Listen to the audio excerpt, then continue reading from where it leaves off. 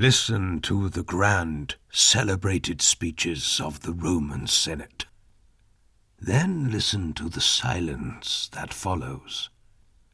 We are taught that power lives in the echoes of the chamber and the decrees of great men.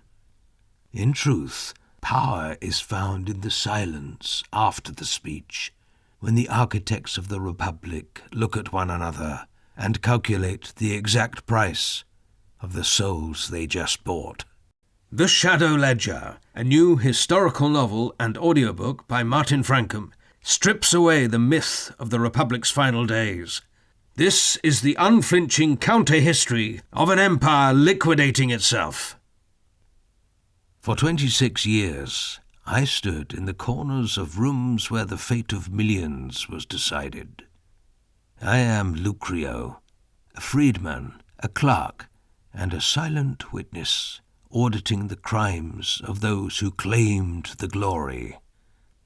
Forget the pristine statues and look directly at the grime of the city. You know the poetry. A dictator bleeding at the foot of Pompey's statue, assassins fleeing to the east, and an adopted heir seizing the state. That is the narrative deliberately written for the public squares. It is a carefully crafted fiction, designed to turn ambitious, terrified men into martyrs and gods. When the liberators sprint out of the theatre with liberty on their lips, the glorious performance concludes. The room is empty, and someone has to be dispatched with the vinegar and the pumice to scrub the marble. Step back into that closed, silent theatre.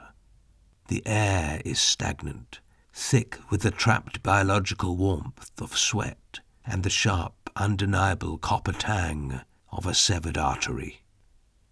23 points of entry recorded on the body, yet only one blade actually struck a fatal blow. This is no grand tragedy. It is the sudden removal of the state's central processing unit by self-appointed auditors, throwing the entire Roman system into absolute default. The ensuing chaos is meticulously managed with red ink.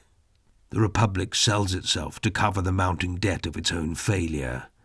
Citizens are transformed into line items, their lives converted into cash bounties required to settle the arrears of the marching legions. The severed head and tongue of Marcus Tullius Cicero carries an exact market valuation of 1 million sesterces. Decades later, hidden in a cramped stone room in the Trastevere, the oil is running low. I sit across from a young boy named Doros, preparing to hand over the true account of our survival. Outside, a new imperial administration has paved over the blood with clean, efficient, memoryless stone. This book must remain in the dark.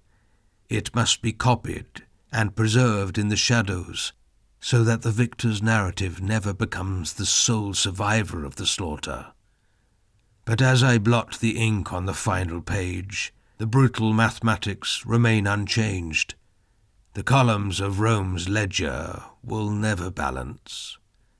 You have been fed the glorious performance of history for 2,000 years. Are you ready to see the receipts? Discover the hidden truth. Read or listen to The Shadow Ledger. The audiobook is available on Audible and Amazon.